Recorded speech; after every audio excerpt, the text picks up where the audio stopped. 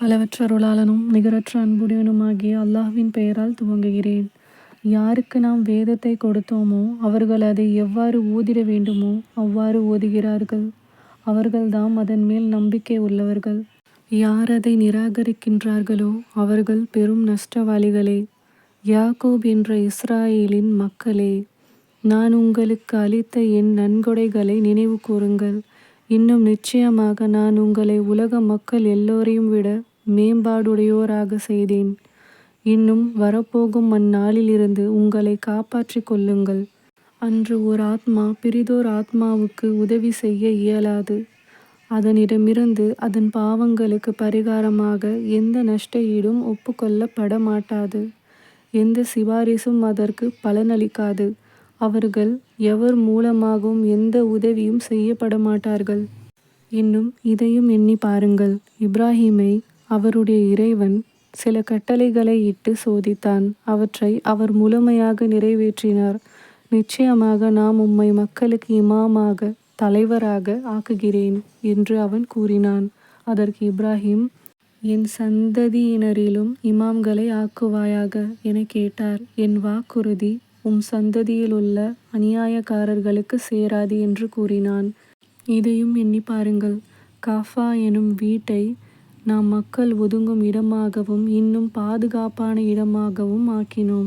இப்ராஹிம் நின்ற இடத்தை மகாமு இப்ராஹீமை தொழும் இடமாக நீங்கள் ஆக்கிக் கொள்ளுங்கள் என்றும் நாம் சொன்னோம். இன்னும் என் வீட்டை சுற்றி வருபவர்கள், தங்கியிருப்பவர்கள், ருக்கு செய்பவர்கள், சுஜூது செய்பவர்கள் ஆகியோருக்காக தூய்மையாக அதனை வைத்திருக்க வேண்டும் என்று இப்ராஹீமிடமிருந்தும் இஸ்மாயிலிடமிருந்தும் நாம் உறுதிமொழி வாங்கினோம். இன்னும் நினைவு கூறுங்கள். இப்ராஹிம், இறைவா, இந்த பட்டணத்தை பாதுகாப்பான இடமாக ஆக்கி வைப்பாயாக. இதில் வசிப்போரில் யார் அல்லாஹ்வையும் இறுதி நாளையும் நம்புகிறார்களோ அவர்களுக்கு பல வகை கனி வர்க்கங்களையும் கொண்டு உணவளிப்பாயாக என்று கூறினார்.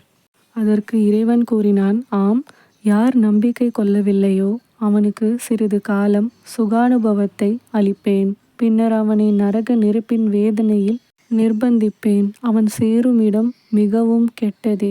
இப்ராஹிமும் இஸ்மாயிலும் இவ்வீட்டின் அடித்தளத்தை உயர்த்திய போது, எங்கள் இறைவனே, எங்களிடமிருந்து இப்பணியை ஏற்றுக்கொள்வாயாக. நிச்சயமாக நீயே யாவற்றையும் கேட்பவனாகவும் அறிபவனாகவும் இருக்கின்றாய் என்று கூறினர். எங்கள் இறைவனே, எங்கள் இருவரையும் உன்னை முற்றிலும் வழிபடும் முஸ்லிம்களாக்குவாயாக. எங்கள் சந்ததியினரிடமிருந்தும் உன்னை முற்றிலும் வழிபடும் ஒரு கூட்டத்தினரை, முஸ்லிம் சமுதாயத்தை ஆக்கி வைப்பாயாக. நாங்கள் உன்னை வழிபடும் வழிகளையும் அறிவித்தருள்வாயாக. எங்களை கருணையுடன் நோக்கி எங்கள் பிழைகளை மன்னிப்பாயாக. நிச்சயமாக நீயே மிக்க மன்னிப்போனும் அளவிலா அன்புடையவனாகவும் இருக்கின்றாய். எங்கள் இறைவனே, அவர்களிடையே உன்னுடைய வசனங்களை ஓதி காண்பித்து அவர்களுக்கு வேதத்தையும் ஞானத்தையும் கற்றுக் கொடுத்து அவர்களை தூய்மைப்படுத்தக்கூடிய ஒரு தூதரை அவர்களிலிருந்தே எழுந்திட செய்வாயாக. நிச்சயமாக நீயே வல்லமை மிக்கோனுமாகவும் பெரும் ஞானமுடையோனாகவும் இருக்கின்றாய். இப்ராஹிமுடைய மார்க்கத்தை புறக்கணிப்பவன் யார்? தன்னைத்தானே தாழ்த்தி கொள்பவனை தவிர. நிச்சயமாக நாம் அவரை தூய்மையாளராக இவ்வுலகில் தேர்ந்தெடுத்தோம். நிச்சயமாக அவர் மறுமையில் நல்லடியார் கூட்டத்திலேயே இருப்பார்.